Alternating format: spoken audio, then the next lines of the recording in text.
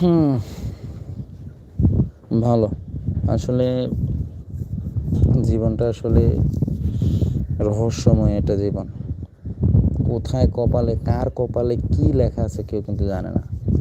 সঠিক আপনি আজকে কোথায় আছেন, আপনি 5 দিন পরে, 2 দিন পরে বা 1 বছর পরে ঠিক ওখানে থাকবেন কি না, সেটাও কিন্তু একটা বিষয়।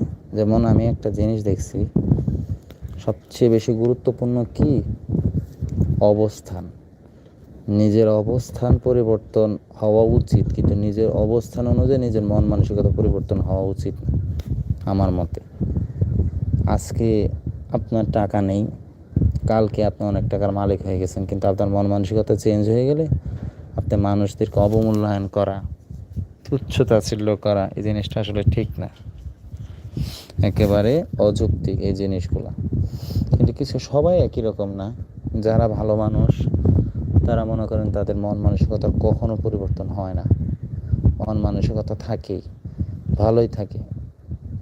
সবসময় মানুষদেরকে, যাদেরকে সম্মান দেওয়ার কথা তাদেরকে সম্মান, ছোটদেরকে স্নেহ, নিজের আত্মসম্মান বজায় রাখা সমাজের ভিতরে। কিন্তু সবাই এমন না। টাকার অহংকারে এবং মনে করেন অর্থের অর্থের কারণে মানুষকে মানুষ বলে গণনা করে না অনেকে।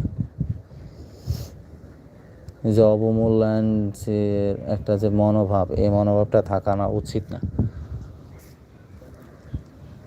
অবমূল্যায়ন খুব খারাপ একটা জিনিস।